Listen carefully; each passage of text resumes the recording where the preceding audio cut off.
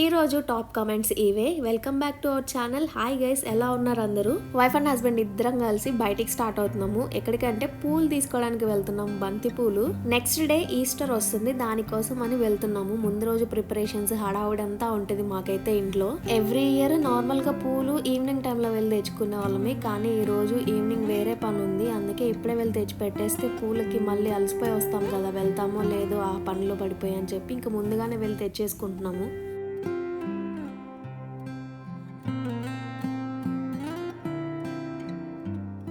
ఎండ అయితే అసలు మామూలుగా లేదు. ఆఫ్టర్నూన్ కదా, అందులోనూ వెళ్ళింది, చాలా బాగుంది. ఈ ఆంజనేయ స్వామి విగ్రహం ఎక్కడుందో నాకు కమెంట్స్లో చెప్పండి. చీరాల నుండి ఎవరైనా చూస్తుంటే ఒకవేళ మీకు తెలిస్తే.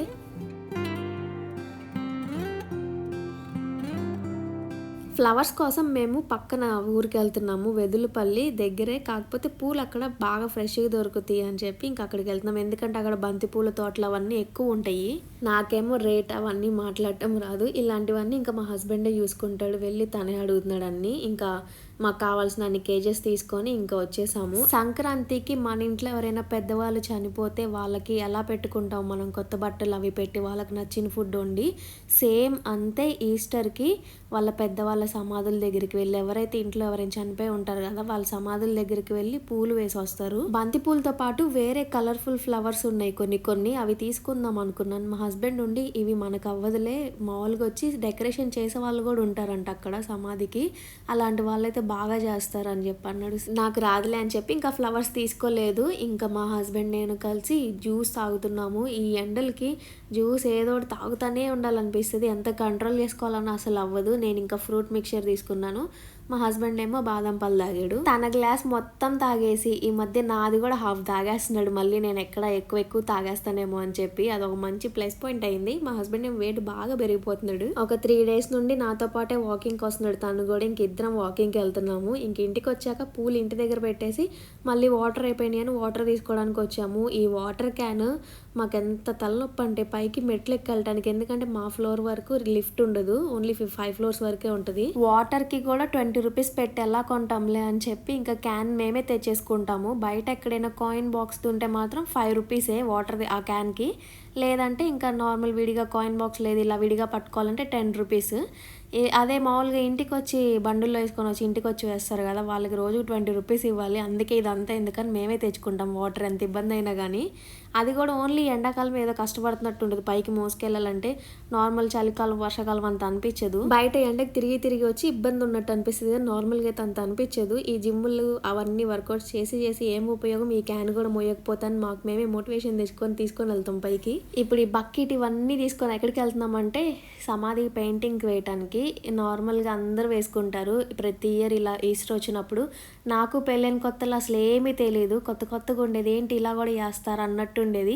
ఇప్పుడు కూడా ఎందుకు చెప్తున్నానంటే చాలా మందికి తెలియదు కదా ఇలా కూడా ఉంటుందని చెప్పి, అందుకే షేర్ చేస్తున్నాను ఇవన్నీ. నాకైన ఎక్స్పీరియన్స్ చెప్తాను. ఫస్ట్ టైం నేను బరియల్ గ్రౌండ్కి వెళ్ళింది నా పెళ్ళైన తర్వాతే. ఎవరొకరు చుట్టాలు చనిపోతూ ఉంటే అలా వెళ్ళాను ఒకసారి నేను బరియల్ గ్రౌండ్కి అని చెప్పి. ఫస్ట్ టైం వెళ్ళినప్పుడైతే నాకేమంత భయం అనిపించలేదు, కాకపోతే కొంచెం డిఫరెంట్గా ఒక కొత్త ఎక్స్పీరియన్స్ అనమాట.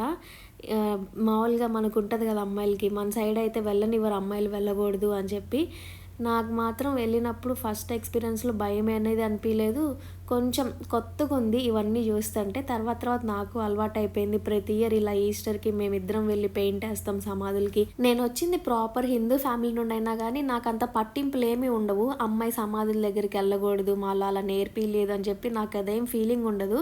మా హస్బెండ్ నేను ఇద్దరం కలిసి వెళ్తాము, నాకు అలాంటి ఫీలింగ్స్ ఏమి ఉండవు. ఎందుకంటే నేను చిన్నప్పటి నుండి కూడా ఇంట్లో పూజలు చేసినా కానీ ఏదో దేవుడి మీద భక్తితో అలా దేవుడు అంటే ఇష్టంతో చేసేదాన్ని, కానీ ప్రతిదీ పూజలో కూడా ఇంతే ఫాలో అవ్వాలి, అన్ని రూల్స్ పాటించాలన్న దాంట్లో నేను చిన్నప్పటి నుండి అలా ఏమీ పెరగలేదు. అందుకే మా ఇద్దరి మధ్యలో ఇప్పుడు వరకు లవ్ మ్యారేజ్ అయినా కానీ ఇలాంటి విషయాల్లో డిఫరెన్సెస్ అవేమీ రాలేదు. ఇద్దరం ఒకే అండర్స్టాండింగ్తో ఉన్నామంటే, ఒకరికొకరు రెస్పెక్ట్ ఇచ్చుకోబట్టే ఇంతవరకు ఇలా ఉన్నాం మేము. ఇంకా మార్నింగే వెళ్ళి పొద్దున్నే తెల్లవారుజామునే వెళ్ళి పూలేసి వద్దాం అనుకున్నాము, కానీ లేట్ అయిపోయింది నైట్ పడుకునేసరికి. ఇంకా ఇద్దరం కలిసి వెళ్ళి పూలేసి ఇంకా అలా కాసేపు అలా టైం స్పెండ్ చేసి వచ్చాము. మా హస్బెండ్కి ఏంటంటే వాళ్ళ నానమ్మ తాతయ్య వాళ్ళ అన్నయ్య అన్నయ్య ముగ్గురు క్లోజే. నాకు వాళ్ళు అంతగా తెలీదు. ఎందుకంటే ఎప్పుడో చనిపోయారు వాళ్ళు ఎర్లీగానే. అందుకే మా హస్బెండ్ చెప్పే మాటలు బట్టే కదా వాళ్ళ మీద నాకు ఒక ఒపీనియన్ ఉంటది. నేను కూడా అంతే ఇష్టంగా వెళ్తాను. వాళ్ళకి పూలేసి రావటము, క్యాండిల్స్ వెలిగించి అలా ప్రేయర్ చేసుకొని వస్తాము. మామూలుగా ప్రేయర్ అంటే మా హస్బెండ్కి అసలు ప్రేయర్ చేయడం కూడా రాదు. నేనే చేయాలి చేస్తే ఇంకా ఇలా వెళ్ళొచ్చినప్పుడు మాత్రం కొంచెం డల్గా ఉంటాడు. ఇంకా అందుకే టీ పెట్టుకొని వచ్చి కూర్చొని ఇంకా కబుర్లు చెప్తున్నాను. మా సింబాగాడే వేషాలు చూసి ఇంకా మా హస్బెండ్ కూడా నార్మల్ అయిపోయాడు. వాడికి చికెన్ తీసుకొని వచ్చాం మామూలుగా మా కోసం అని చెప్పి చికెన్ తెచ్చుకున్నాము. మేము ఈవినింగ్ వండుకొని తినొచ్చులే అని చెప్పి వాడి వరకు నేను పొయ్యి మీద వేసి అందుకే వచ్చి అంత ప్రేమ చూపిస్తున్నాడు నా పైన. మమ్మీ చికెన్ తీసుకొచ్చింది నాకు వండి పెడుతుంది అని నా వల్ల పడుకున్నాడు వచ్చి. ఇలా అప్పుడప్పుడే పడుకుంటాడు. అందుకే నేను వాడిని అస్సలు వదలను. నార్మల్గా పిలిచినప్పుడు అసలు రాడు అలా దగ్గరికి తీసుకుందామంటే ఇంకొచ్చినప్పుడే నేను అలా వాడిని వదలకుండా అంతే ఉంచుకుంటాను. లేకపోతే వెళ్ళి ఇంకా మా హస్బెండ్ దగ్గరే ఉంటాడు. ఆ ప్రేమంతా మా హస్బెండ్కి చూపిస్తూ ఉంటాడు. ఎప్పుడైనా కానీ ఫుడ్ విషయంలో మాత్రమే నా దగ్గరకు వస్తాడు వీడు. అలా డోర్ వైపు చూసుకుంటా ఉంటాడు. నేను బయటకు వెళ్ళి చికెన్ చూస్తానేమో అని చెప్పి వాడికి చికెన్ తెస్తే మాత్రం మైండ్లో బాగా గుర్తుంటుంది. మాటకి కిచెన్లోకి వెళ్తాడు వస్తాడు, కిచెన్లోకి వెళ్తాడు వస్తాడు, చూడు చూడు అని చెప్పి. ఇంక ఇది నెక్స్ట్ డే మార్నింగ్ ఇంట్లో పనులు నార్మల్ డైలీ రొటీన్. ఇంకా పండగ వచ్చినప్పుడు మామూలుగా క్రిస్మస్ అంటేనే ఫుల్ పండగ. ఇంక గుడ్ ఫ్రైడే, ఈస్టర్ అంటే కొంచెం డల్గానే ఉంటుంది. ఎందుకంటే అదంతా సెలబ్రేట్ చేసుకునేది కాదు కదా. ఈరోజు మా ఇంట్లో మామిడికాయ పప్పు చేస్తున్నాను. మామిడికాయ నాకు ఇలా పచ్చి మామిడికాయ అంటే అంత నచ్చదు, పుల్లగా ఉంటుందని అసలు తినలేను నేను. కొబ్బరి మామిడికాయ అయితే బాగా ఇష్టంగా తింటా ఈ సమ్మర్ మొత్తం. అసలే అడగక ఒక్కసారి అడిగాడు కదా మామిడికాయ పప్పు చేయని చెప్పి ఇంక వెంటనే ఈరోజు మామిడికాయ పప్పు చేస్తాను. పొద్దున్నే లేవగానే ఇంట్లో పనులన్నీ అయిపోయినాయి. ఇంకా 10:30కే స్టార్ట్ చేశాను వంట. 12 కల్లా తినేయొచ్చు ఎర్లీగా అని. ఇంకా పప్పు పొయ్యి మీద వేయంగా మిగిలిన మామిడికాయ ఇది ముక్కలు పచ్చడి పెడదామని చెప్పి ముక్కలు కట్ చేస్తున్నాను. ఫస్ట్ టైం ట్రై చేస్తున్నా, ఎలా వస్తుందో చూడాలి. తెచ్చి కూడా 2 days అయింది. అసలు ఎలా ఉందా, పుల్లగా ఉందా లేదా అని చెప్పి చూస్తున్నా. చాలా పుల్లగా ఉంది అసలు.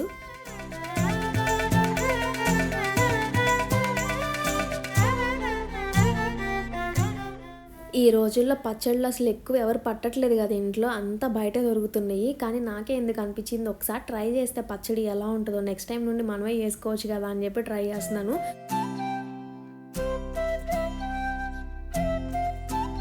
మన చిన్నప్పుడు అంటే జాడీలకి పెద్ద పెద్ద జాడీలకి పచ్చళ్ళు పట్టి పెట్టేవాళ్ళు కదా స్టాక్ ఇయర్ అంతా. ఈ రోజుల్లో అది చూడటమే కరువు అయిపోయిందని చెప్పొచ్చు. ఇంకా నేను ఇంట్లో పచ్చడి పడదాం అనుకుంటా కానీ పచ్చడి ఎక్కువ పట్టానంటే ఇంకా కన్ఫామ్గా నేనే స్టార్ట్ చేస్తా తింటాము. పచ్చడి ఎక్కువ తినకూడదు కదా. నన్ను చూసి నేను తినే స్టైల్ చూసి మా హస్బెండ్కి నోరు ఊరుతుందంట. అందుకే నేను ఎప్పుడైనా పచ్చడి తింటుంటే మా హస్బెండ్ కూడా తెచ్చుకుంటాడు నాకు పెట్టు అని చెప్పి. అందుకే ఇద్దరికి మంచిది కాదులే పచ్చళ్ళు అంత ఎక్కువ తింటామని చెప్పి పచ్చళ్ళు ఎక్కువ తీసుకురావట్లేదు ఈ మధ్య. ఎందుకో మామిడికాయ సీజన్ వచ్చింది, ఫస్ట్ మామిడికాయ తీసుకొని వచ్చా. ఇంకా మిగిలింది ఎందుకులే వేస్ట్ చేయడం అని చెప్పి ఇంకా అలా ముక్కలు కట్ చేసి ట్రై చేద్దాం అనుకున్నాను. ఫర్ ఎగ్జాంపుల్ మా ఇంట్లో బంగాళదుంపలు ఉంది, బెండకాయలు ఉన్నాయి ఫ్రై చేసుకోవడానికి. పప్పులో ఏదన్నా కన్ఫామ్గా తనకి నంచుకోవడానికి కావాలి. నేను అడిగా బంగాళదుంప ఫ్రై కావాలా, బెండకాయ ఫ్రై కావాలా అని. ఫస్ట్ వచ్చే మాట బంగాళదుంప ఫ్రై చేసే అంటాడు. అందుకే బంగాళదుంప ఫ్రై చేస్తున్నాను. బెండకాయలు మంచిదే కదా ఫ్రై, కొంచెం బాగా ఇష్టంగా తినొచ్చు కూడా. కానీ కాదు, హెల్దియర్ వర్షన్ అస్సలు అక్కర్లేదు మనకి, అన్హెల్దీనే కావాలి. ఈ ఆలు ఫ్రై నాకు చాలా ఇష్టము. పప్పులోకి నంచుకోకుండా దాన్ని ఓన్లీ ఫ్రైతోనే కలుపుకొని తినేస్తాను అన్నం నేను, అంత ఇష్టం నాకు. కానీ చాలా వరకు కంట్రోల్ చేసుకున్న బంగాళదుంప అస్సలు తినకూడదు అని చెప్పి. ఏదో అప్పుడప్పుడు ఈ 75 days దాన్ని స్టార్ట్ చేసినప్పటి నుండి ఒక 3-4 సార్లు తిని ఉంటానేమో ఈ బంగాళదుంప ఫ్రై. అంతే, చాలా వరకు కంట్రోల్ చేసేసాను కూడా ఇంట్లో వంట చేయటం ఈ ఫ్రై అలాంటిది. పప్పు అయితే అసలు స్మెల్ మామూలుగా రావట్లేదు. ఇంగువ ఉండుంటే ఇంకా బాగుండేది. ఇంగువ వేస్తే ఇంకా చాలా ఫ్లేవర్ఫుల్గా ఉంటుంది కదా పప్పులో తాలింపులో వేసినప్పుడు. మామిడికాయ పప్పు అయితే అసలు మామూలుగా లేదు. మా హస్బెండ్ పక్కన స్మెల్ పీల్చుకుంటా త్వరగా కానీ అన్నం అయిపోయిందా లేదని అడుగుతున్నాడు. ఫుల్ కుమ్మేశాడు మామిడికాయ పప్పు. నేను ఇంకా నచ్చిద్దా లేదా అనుకున్నా, ఎందుకంటే 1 year పైనే అయిపోయింది మామిడికాయ పప్పు చేసి. అందుకే మళ్ళీ కుదిరిద్దా లేదా కరెక్ట్గా అని చెప్పి. కానీ చాలా బాగుంది టేస్ట్. ప్లేటింగ్ మాత్రం నాకు నీట్గా ఉండాలి. ఎవరికైనా పెట్టిస్తున్నా కానీ నాకు బాగా ఇష్టం. ఇలా ఫుడ్ వండింది కాకుండా ఇలా ప్లేటింగ్ కూడా నీట్గా చేసేస్తే వాళ్ళు కూడా సాటిస్ఫై అయితే తింటారని చెప్పి నా ఫీలింగ్. వీడియో అయితే ఇక్కడితో ఎండ్ చేసేస్తున్నాను. ఒకవేళ వీడియో ఇక్కడ వరకు ఎవరైనా చూసినట్టయితే లైక్ చేయండి. కొత్తగా ఎవరైనా చూస్తుంటే సబ్స్క్రైబ్ చేసుకోండి. మీ మంచి మంచి కమెంట్స్ పెట్టండి. మళ్ళీ నేను నెక్స్ట్ వీడియోలో పోస్ట్ చేస్తాను మీ టాప్ కమెంట్స్. మీ ఫ్యామిలీ మెంబర్స్కి కూడా షేర్ చేయండి. నెక్స్ట్ వీడియోలో కలుద్దాం. బాయ్.